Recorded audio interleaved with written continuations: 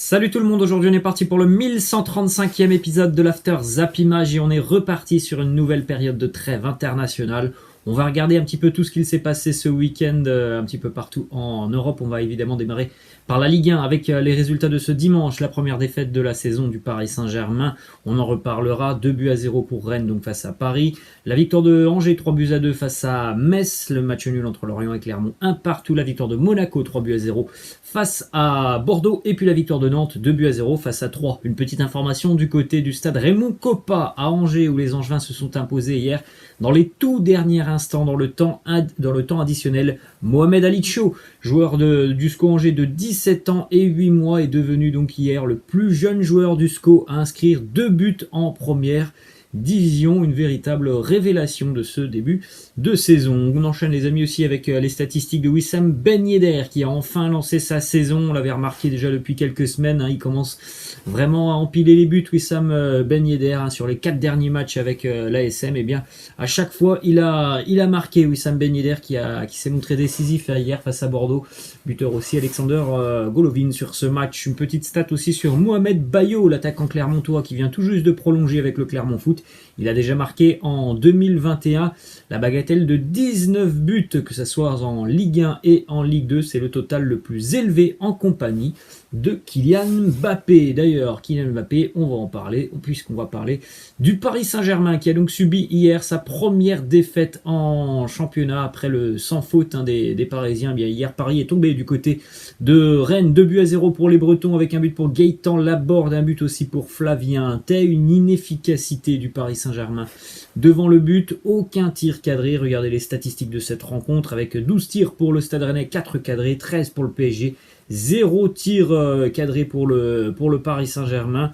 Et puis on peut remarquer aussi en ce qui concerne les statistiques des interceptions où le Stade Rennais en a récupéré 19 contre seulement 8 pour le Paris Saint-Germain. Donc des phases de pressing très intéressantes côté breton hier. Les hommes de Bruno Genesio ont réalisé vraiment un match parfait pour battre cette équipe du Paris Saint-Germain. Il est souvent critiqué, Bruno Genesio, mais il est souvent aussi capable de réaliser de bonnes choses lorsque l'on n'attend pas du tout son équipe.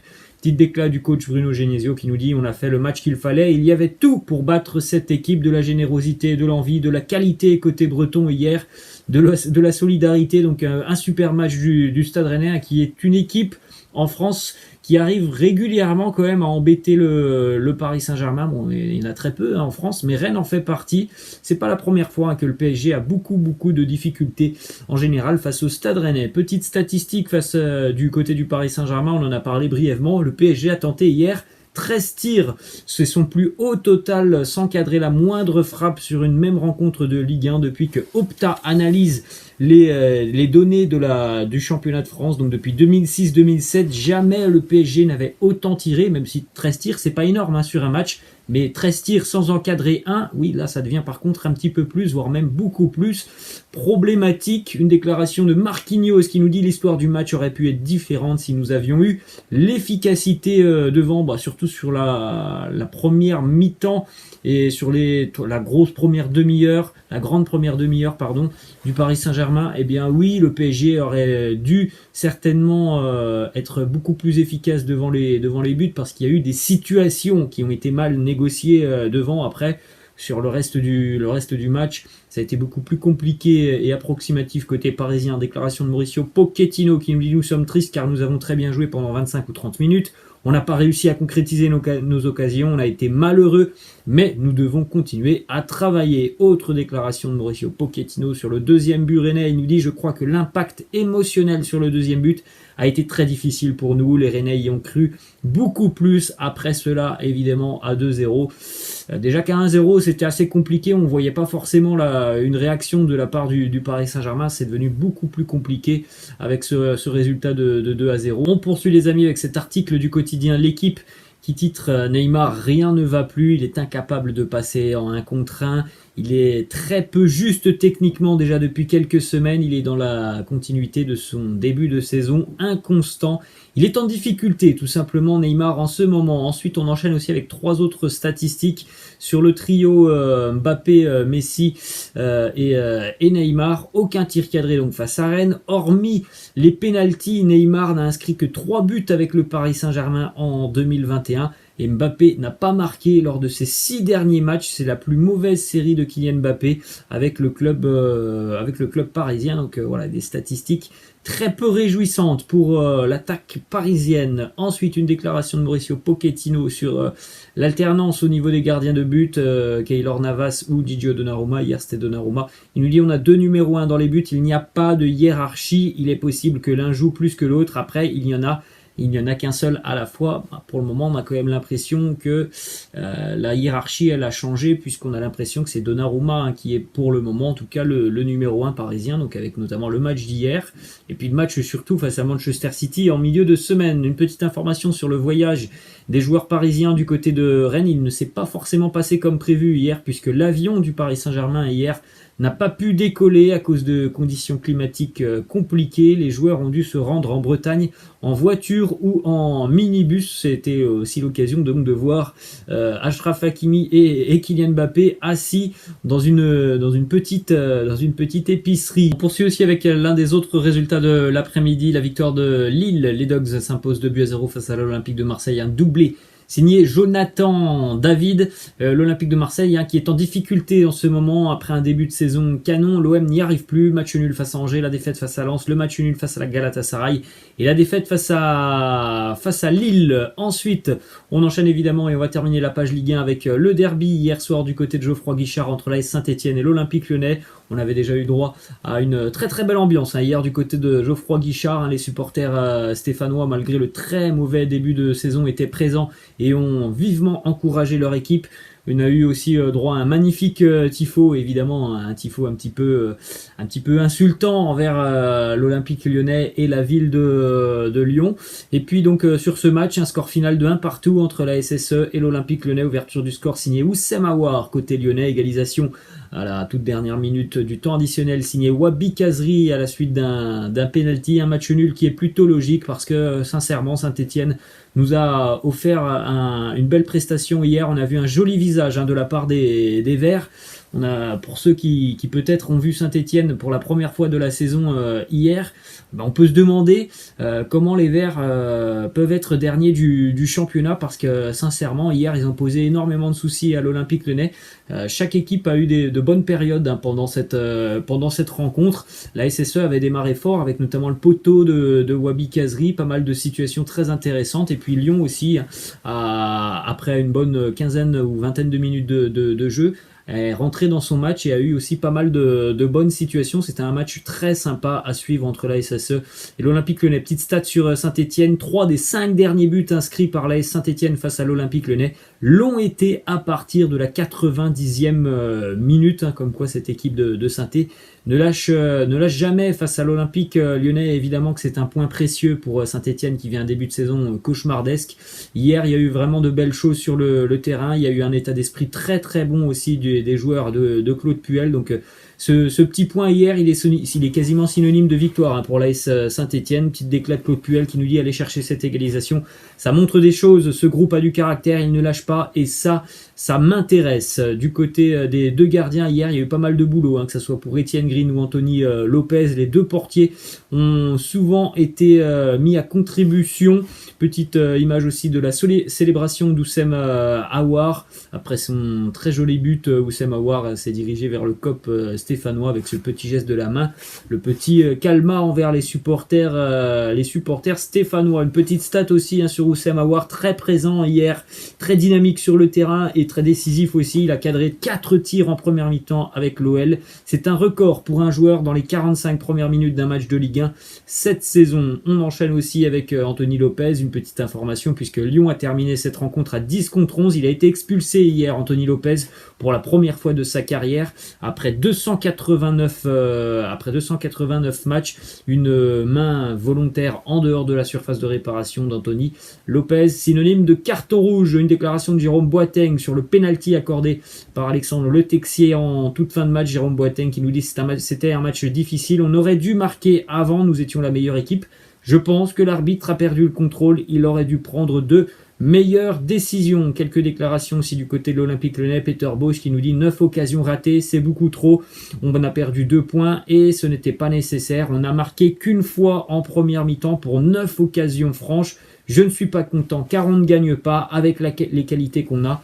On aurait dû mieux faire. Il faut absolument marquer. Même son de cloche aussi pour Maxence Cacré qui nous dit nous aurions dû concrétiser nos occasions, marquer un deuxième ou même un troisième but car nous aurions pu le faire. C'est ce qui nous a manqué pour gagner. Il ne faut pas se cacher derrière l'arbitrage.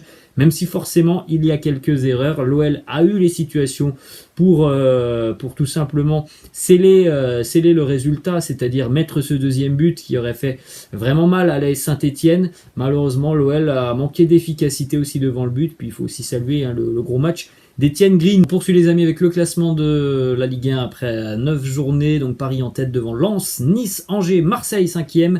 Et puis en milieu de tableau, 10e position, l'Olympique Lyonnais. En bas de tableau, Saint-Etienne n'a pas 3 mais 4 points. Brest avant-dernier avec 4 points. Le barragiste pour le moment, c'est le FC Metz avec 6 points. Petite stat aussi sur le début de saison en Ligue 1. Pour le moment, en Ligue 1, une moyenne de 2,9 buts ont été inscrits par match cette saison. C'est tout simplement la meilleure moyenne dans l'élite depuis 1978-1979. C'est vrai que depuis le début de saison, on se régale. Il y a pas mal de spectacles en Ligue 1 et donc pas mal de buts. On continue les amis avec le résultat du Real Madrid. Les Merengues battus une nouvelle fois. Une semaine compliquée pour le Real, battu hier du côté de Barcelone par l'Espagnol de Barcelone 2-1.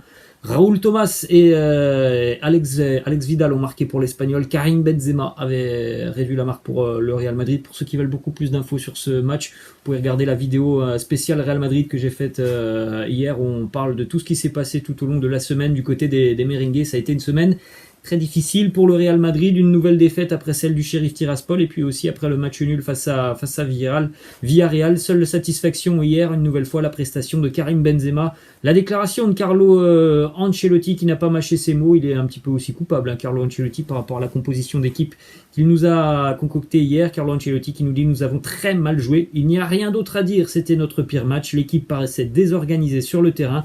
Nous avons manqué d'agressivité, nous avons perdu beaucoup de duels et nous avons manqué de verticalité. On enchaîne les amis avec une petite statistique assez sympa du côté du championnat espagnol. Le Betis Séville a déjà touché les montants à 9 reprises depuis le début de saison. C'est plus que toute autre équipe des 5 grands championnats. Et on a par exemple Nabil Fekir qui a déjà touché les montants à 4 reprises. Rodri aussi qui a déjà touché les montants à 3 reprises. Assez malchanceuse cette équipe du Betis depuis le début de saison. Une information du côté de Villarreal. Il semblerait qu'un accord soit sur le point d'être trouvé et signé entre Serge Aurier et Villarreal. Il devrait donc retrouver son ancien entraîneur Unai Emery qui a joué un rôle important dans sa venue. Les deux hommes ont échangé très, très récemment à plusieurs reprises. Une petite info aussi du côté de l'Athletic Bilbao. Iñaki Williams, l'international espagnol, a battu le record du nombre de matchs consécutifs en Liga pour un joueur. Le Basque a disputé ce week-end son 203e match consécutif avec l'Athletic Bilbao. Une véritable machine évidemment. 203e match, c'est assez hallucinant. C'est un joueur qui a une hygiène de vie irréprochable puisqu'il n'y a aucune blessure. Direction l'Angleterre maintenant. Très beau match hier entre Liverpool et Man City. 2 partout. Sadio Mané ouvre le score, Phil Foden égalise, Mohamed Salah marque le deuxième pour Liverpool. Quelques minutes plus tard, c'est Kevin De Bruyne qui égalise. Il y a eu de très jolis buts d'ailleurs dans cette rencontre, notamment le but de Mo Salah. Il est somptueux. Il nous fait un raid solitaire vraiment magnifique. Le but de Mo Salah. Bernardo Silva du côté de City a fait une énorme prestation. Bernardo Silva, regardez les statistiques, notamment de sa première mi-temps, 100% de passes réussies, 100% de contrôle réussi, 28 ballons touchés, 20 passes réussies, 3 ballons récupérés, 2 dribbles réussis. une énorme occasion créée et une interception. On l'a vu hier, très en jambes, Bernardo Silva. On poursuit avec une déclaration de Pep Guardiola qui nous dit « Je suis très satisfait de la façon dont nous avons joué ces 3 derniers matchs. Le résultat est ce qu'il est. Le match de Paris était similaire à celui d'aujourd'hui. Nous avons très bien joué. J'espère que les joueurs reviendront en forme après la trêve. » Ensuite, on enchaîne aussi avec l'historique des confrontations entre Pep Guardiola et Jürgen Klopp. C'est tout simplement un match nul, hein. Hier, on a disputé le 22e match entre les deux entraîneurs. 9 victoires pour Guardiola, 9 victoires pour Jürgen Klopp. Et donc hier, c'était le 4e match nul. Petite image aussi, hein, de l'accolade entre Pep Guardiola et Jürgen Klopp. Beaucoup de respect entre ces deux entraîneurs. Ensuite, on enchaîne, les amis, du côté de l'Italie avec la victoire des rossoneri milanais. L'AC Milan s'impose 3-2 du côté de l'Atalanta. Calabria, Tonali et Raphaël Leao. Du côté de l'Atalanta, Zapata et Mario Pasalic. L'Atalanta s'est réveillé beaucoup trop tard dans cette rencontre. Autre résultat, la victoire de l'équipe en forme, hein, en Europe et de l'équipe en forme en Serie A. Le Napoli s'impose 2-1 du côté de Florence face à la Fiorentina. Irving Lozano, Rahmani a marqué aussi pour le Napoli, un début de saison en boulet de canon pour les Napolitains. 7 matchs, 7 victoires, 18 buts marqués, seulement 3 buts encaissés. 4 clean sheets, travail exceptionnel réalisé par Luciano Spalletti jusqu'à présent. On enchaîne aussi donc avec un week-end un peu particulier après cette journée de Champions League. Défaite pour le PSG, défaite pour le Real Madrid, défaite pour le Bayern Munich. Le Bayern battu à domicile hier à l'Allianz Arena, 2-1 par l'Eintracht Francfort. Leon Goretzka avait ouvert le score. 2 minutes plus tard, c'est Martin Hinteregger qui égalise à la suite d'un corner. Et puis Philippe Kostic va marquer en seconde mi-temps sur une bévue quand même, hein, de Manuel Neuer qui doit mieux faire, hein, sur cette frappe de Philippe Kostic. Problème d'efficacité côté bavarois face à une défense très très bien regroupée de l'Eintracht Francfort hier. Et on va terminer cet épisode, les amis, avec une défaite aussi surprenante dans le championnat tchèque.